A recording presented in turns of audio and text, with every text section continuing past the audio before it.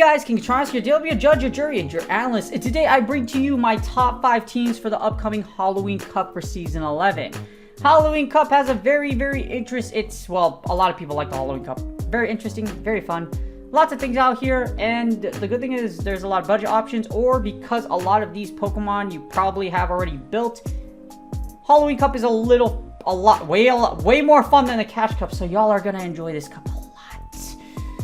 So, not too many changes. Scizor is releasing in the... It was data mined, but I'm not sure how it's gonna affect the Halloween Cup. Not by too much, to be honest with you. The reason being is Scizor is kind of canceled out by the fact that it's extremely squishy, and yeah, it does have a really good move pool. However, there's a lot of things in this meta that can kill it. So, when you have something that's really, like, glassy, and Azus are running rampant, and you also die to Confusion, it's a very interesting pick. However, Wormadam and Scizor will be competing for the best fast move that wipes each other off from the face of the freaking Halloween Cup for this season. So, if you see Scizor versus Wormadam, I'm not sure who wins that matchup, but it's freaking hilarious, especially if the Scizor does not have Incinerate.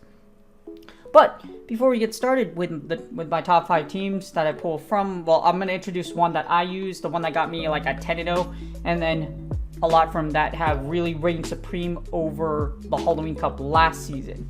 But before we get started, my mental health tip of the day, because the Halloween Cup has a lot of poison types, my therapist mental health tip for the day is going to be, please do not self-diagnose yourself. So what a lot of people do, especially like you see all this stuff on social media, like TikTok's like, oh my gosh, if you have these, you might have ADHD, you might have ADD, all this other stuff. Just stop. There's a reason why there are only 0.02% of clinicians in the United States that are actually able to call themselves mental health professionals and can ethically do psychotherapy. Because it's a lot. Give me 1 second. I'm about to show you the Bible of destruction. Well, not the Bible of destruction, but hold on.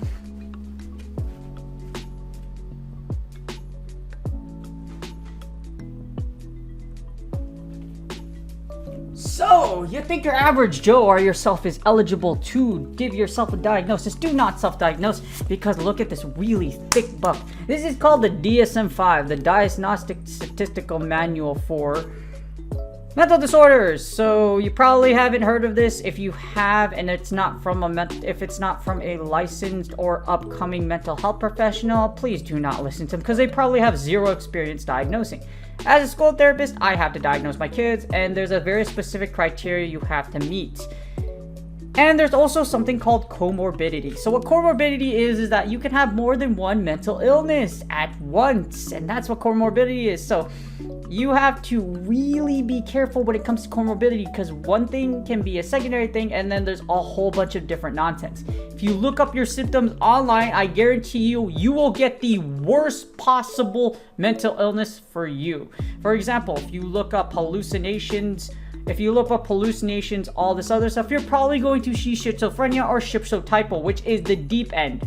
But hallucinations can actually be done from anxiety, lack of sleep, etc. So hallucinations can actually manifest from other things. Do not self-diagnose yourself.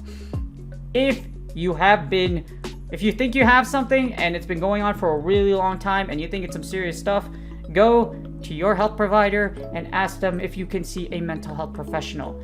Go to your insurance should be able to direct you, and if you're lucky enough to find a provider that's willing to take you, because the mental health system is terribly backed up right now. But at the same time, do not self-diagnose yourself, because you can actually have something that's not as worse as you think it is, and it's going to give you a whole lot less anxiety, because you might think you have something really bad when you don't. Like I mentioned, it takes a lot for you, so this is really thick, but yes. So, that was my therapist mental health of the day, because there's a lot of poison type in here. So yes, be very careful. Do not self-diagnose yourself, and heed my advice. So, not before we get started. Anyways, you know what? Here are my top 5 teams for the Halloween Cup Season 11. Let's get started. Alright, so the first team was actually the team that I used the most and actually got me, I believe, to... I forgot what season Halloween Cup came out, and I forgot how far it got. But anyways, it's Toxicroak lead, Golbat safe switch, and then Umbreon to close out. Do not see the Poison Jab one, that's actually counter. So Counter, Sludge Bomb, Mud Bomb, Toxicroak. As you see here, this team is very powerful. It has a lot of great coverage. It's kind of odd because you're using AAB, or rather it's just like the ABB concept, and then you just flip it backwards. So you got Golbat as your primary safe switch. Golbat's really strong because of it has a... You could Poison Fang to debuff and then farm down with Umbreon or Toxicroak. Or you can Shadow Ball through shields and hopefully take back switch. Usually Umbreon will be able to take out whatever's in the back. Or Toxicroak with energy can close out along with shields. Amazing coverage. You're not going to... This team says it's not really safe, but Golbat is one of the best safe switches in this cup and is going to do very well for you, just like last time Halloween Cup came around, because there really hasn't been too many changes. So outside of Salazzle releasing, I would say, but even Salazzle won't have too much of an issue because with Salazzle's a poison type. Hold on, let me double check that. For Salazzle, for Salazzle, because Salazzle releases Salazzle Pokemon Go. Because that's the... But even then when you say switch, like Salazzle, it's very glassy, so you shouldn't have much of a problem with Salazzle. So then... Stuff has been data mined, but I don't foresee it coming out very soon. But yes, so it might come out this week, or it might come out this week, it might come out next week for like the Halloween Cup. But Salazzle, it won't impact, I would say, teams like this that much. You have, especially since the fact that because it's fire poison, Toxicroak can one-shot the unholy crap out of that thing because Mud Bomb is super effective and Toxicroak does some heavy damage. As you see against the overall meta, the only thing you have a problem with really is Dragalge. You can kind of bully your way through Dragalge by Shadow Balling it. What I usually do with Dragalge, if I see a good Dragalge lead, you have two options. One, you can try to Mud Bomb through it, or two, you send in Golbat. And then what you do is you try to Shadow Ball through Shadow Ball through shields, and then try to win back switch. After that, or if you can't win back switch with Golbat, you send in Umbreon, and Umbreon can hopefully take out Dragalge. Or what they do, they switch out, and then Toxicroak has a good matchup against whatever's in the back. The good thing about Dragalge is Dragalge can still get taken out by Toxicroak with Mud Bomb, so a lot of scenarios where I've been able to see Dragalge, I've been able to Mud Bomb it to victory, and usually that's been my win condition. However, as you see for Azu, you could just Sludge Bomb Azu to death too, or Golbat can straight Poison Fang down Azus if they switch an Azu into you as a safe switch. Solid team did really well for me. I think I went 10-0 with it at one point, and like I mentioned, there's not going to be many changes for the Halloween Cup this time around, but this team did really solid for me. So if you have good energy management, this team can work for you. Toxicroak lead, Golbat safe switch, Umbreon to close out. Alright, for the next team, we got Scizor Shadow lead, Azumarill, and Umbreon to switch and Umbreon to close out. Umbreon will be your closer in this scenario, and it also uses Azumarill with Ice Beam, Play Rough. That's usually the standard one. Play Rough, Ice Beam is going to be your play because there's not a lot of instances where you get to Hydro Pump. If you do end up getting locked into a poison type with an Azumarill, there's not going to be a lot of chances where you're going to be able to Hydro Pump for the victory unless you plan on double committing both of your shields. Shadow Scizor is incredibly powerful for the Halloween Cup. There's actually two variations of this team, I believe, with the regular one, and then you have the Shadow one. But by data, it shows that literally the Shadow version will up your rating or up your performance by a lot just using Shadow Scizor. Really powerful because Iron Head and Night Slash is very, very strong. And with Bullet Punch, you can still do neutral damage against things like Azu. And Bullet Punch is actually with its charging ability, and of course you can possibly boost. Shadow Scizor also does really well against the poison types in this meta, so hopefully you catch a poison lead with Shadow Scizor. I punched a lot of Shadow Scizors to death with Toxicroak, but this team is factually incredibly powerful. Amazing coverage, a lot of bulk. Not very safe, however, Azu's still a top safe switch for the Halloween Cup. Umbreon is also a viable safe switch, so I don't know why the safety rating is that horrible, but as you see here, incredibly strong. If you look at the meta placement, this is why I'm like kind of confused as to why it's like super RPS. As you see against a lot of poison types, Nidoqueen doesn't do well, or rather, it's like as against a lot of poison types, as you see here. In the one shield, you do... Well, this is what's confusing about Nidoqueen. So if you do Nidoqueen versus Shadow Scizor, here's what happens. Nidoqueen actually loses the 2 shield. This is why you have Scizor in the lead. Even if you don't boost, you still come out with a W. So take out Sandbox mode, apply it, and boom, Nidoqueen still loses. So this is why you have Scizor in the lead. Scizor's in the lead because if you look at it in the 2 shield, it does really good against a lot of its poisoned against a lot of the poison archetypes. Mandibuzz is obscenely thick though, so you kind of have to be careful for Mandibuzz. But, however, with Mandibuzz, you will lose to Azu and you can lose to Umbreon. Be very careful with Nidoqueen though. Nidoqueen can beat Umbreon in the 2 shield, especially if it's a Shadow straight Poison Fang. So, little tidbits here and there that the meta scorecard doesn't actually show you.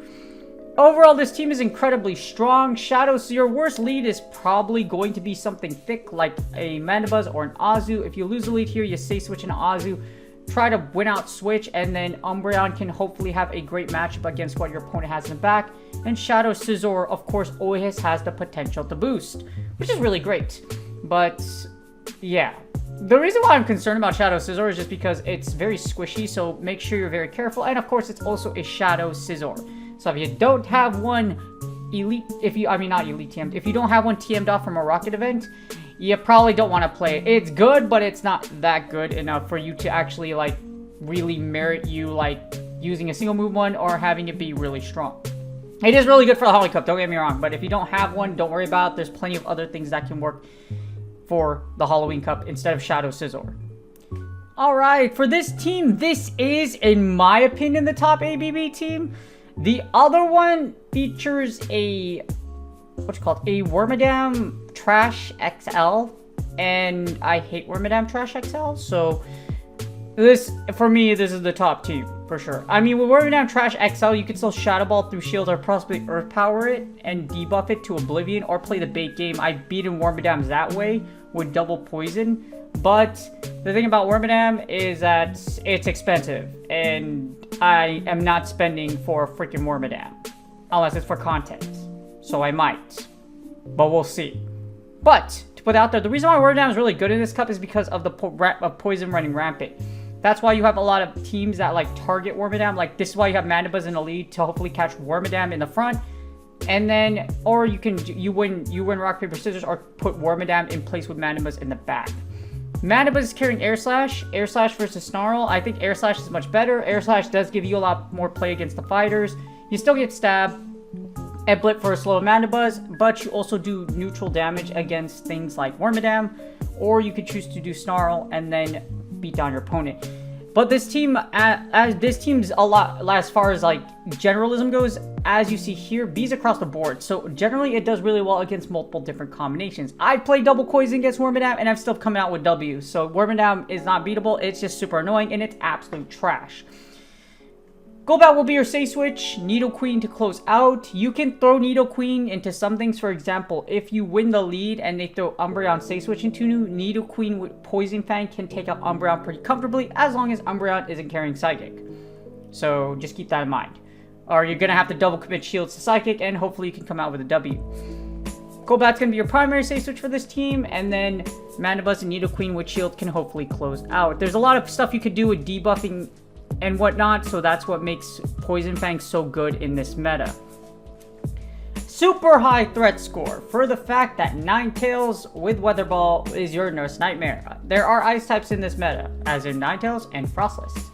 So, you could still, if you do see one of those, you can't really safe swap into anything in this team, so you could try to sack Mandibuzz in the lead, try to break shield on Frostless, or you could safe switch and pray that you could Shadow Ball through shields against a Frostless. But yes, I-types are your worst nightmare with Golbat and Nidoqueen as a combination in the back.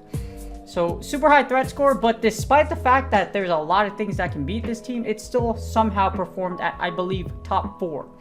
Top 4, and against the other ABB team, it's literally a 1-point difference.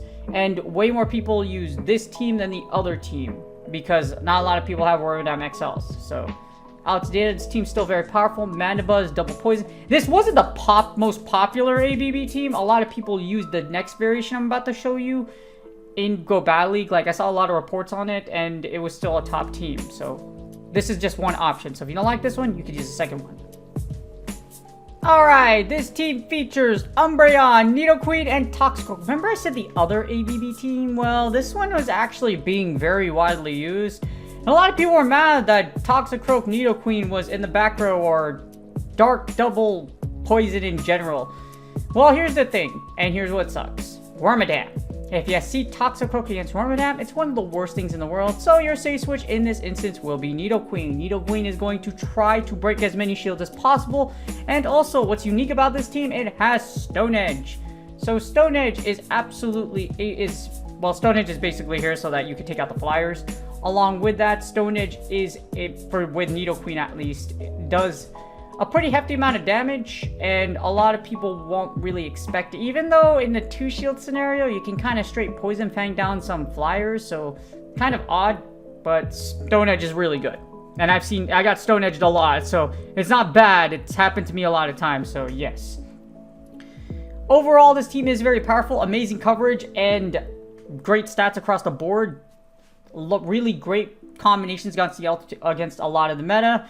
Except for seeing Azu or Alolan Ninetales in the league. You see that with Umbreon, that's why you got Nidoqueen and Toxicroak. So, what makes this kind of iffy compared to Golbat is you don't have double Poison Fang, but Toxicroak does have a lot of coverage with Mud Bomb and Sludge Bomb. So, you can possibly take out those Azus. Of course, you have Umbreon in the lead to take away Wormadam. Your goal is to try to get Wormadam against Umbreon as much as possible. And Umbreon would... This is a last resort Umbreon, by the way. It's not Psychic. You could use Psychic Umbreon. There's really nothing wrong with it. Neither one works. But if you get the mirror, the one that doesn't have a last resort is going to die. Or you're going to have to stall. So just put that in mind. But overall, this team is very well, except for basically, like I mentioned, the fairies. Fairies are your worst nightmare with Umbreon. Also, the fighters. Safe switch into Nidoqueen and pray. The only thing that sucks about Nidoqueen as a safe switch is that if you get a Toxicroak lead, you don't have Earth Power, so you're gonna have to be a little fancy.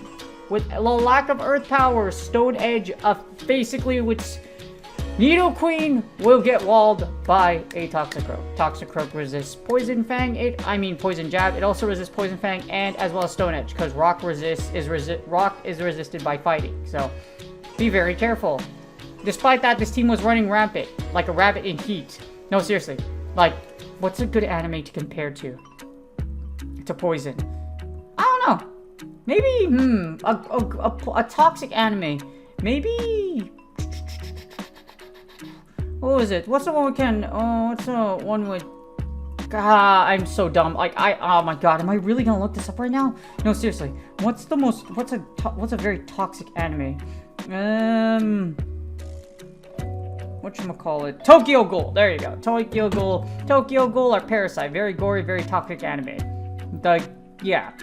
Basically, Tokyo Ghoul, because when you infect it and you turn everything to ghouls, yeah, that's basically what this team is. That's why Poison's so popular in the Halloween Cup. But this team was running rampant a lot. You probably used it before. If you did, it still works for this season.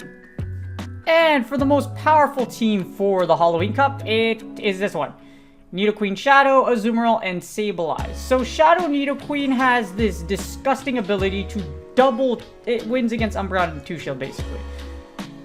Not very safe, but for this team, you can either use Azumarill, or Sableye as a safe switch. So either one works. The only thing that sucks is you don't really want Sableye get locked into an Umbreon or an Azumarill locked into a Golbat. So pick your poison. That's why safety, get it? That's why safety is a C. Overall, though, this team is pretty dang strong. The good thing of what makes Shadow Nidoqueen such a beast is that Shadow Nidoqueen, she can absolutely run through pretty much every dark type in this meta straight Poison Fang. So it's really disgusting at how powerful Shadow Nidoqueen is. So, except for Skuntank, I don't know if you can run through straight in the 2-shield. So let me take a look at this real quick. Let's see, look at it. Skuntank. Okay, Skuntank loses everything. Never mind. You can lose straight poison. Or, yeah. You can Poison Fang things to death or Earth Power. Choose how you want to die, but Nidoqueen's the queen gonna kill you. That's all it's gonna matter. She's gonna go like, wait, what's an evil queen? I don't know, there's a lot of evil queens. I could say Snow White, but Disney's probably gonna sue me, but yeah, actually don't sue me. Freaking Snow White. It was a good animation way back in the day. I watched it when I was a kid, okay? Most of you probably don't remember that. But yeah, Snow White. Please don't make... you know what? The real life action thing is just Disney. Y'all need to stop. I'm just putting that out there. Disney movies are better when they are left alone and not made live action because, no, seriously, just leave it alone. Make more Avenger movies. Those are popular. Those are good. Doctor Strange is coming out next month, by the way, and I can't wait. But anyways, besides my movie preferences, hopefully y'all like movies, this team is excessively powerful. Very low threat score.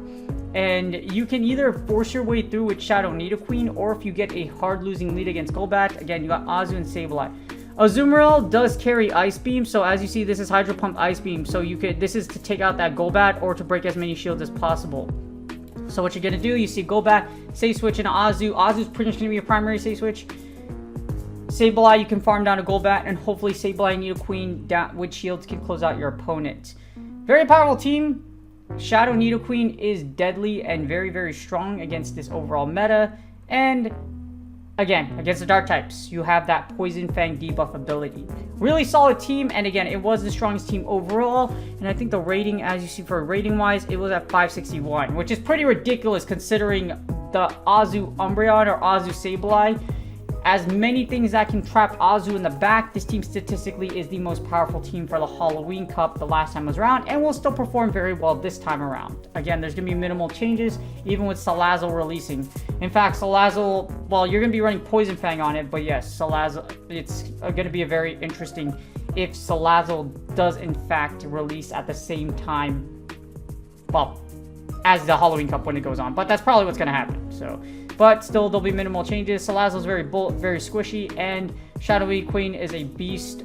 Well, statistically, this team is actually super beastly, so this team is very powerful. I practiced with it and used it before when the Halloween Cup was around last year, and it did really freaking well, and it should still do well, like I mentioned in the... And that's GG's. I hope you guys enjoyed the video. Again, these are my top 5 teams. They feature a lot of other popular teams and also statistical teams, and the one that I use the most in the Halloween Cup that got me a 10-0 win streak, and it does really well. This cup does require to be a little creative because, like I mentioned, there's a lot of things that can wipe each other out. The poison get wiped out by Wormadam. Salazzle coming in with Incinerate can possibly melt Wormadam to death. If Salazzle does in fact enter the meta and you see a lot of Wormadams getting flamed and melted to death, Wormadam probably will see less usage, but we'll see what happens. So, hopefully you guys enjoy the Halloween Cup. It's a nice break and you're definitely going to enjoy it way more than a Catch Cup. And hopefully you are going to do well. Well, you'll do well and you're going to have some fun. Because Halloween Cup's going to come back in another, 6 months, give or take. Because this is just the interlude seasons, but Halloween Cup usually comes around. Halloween. Yeah.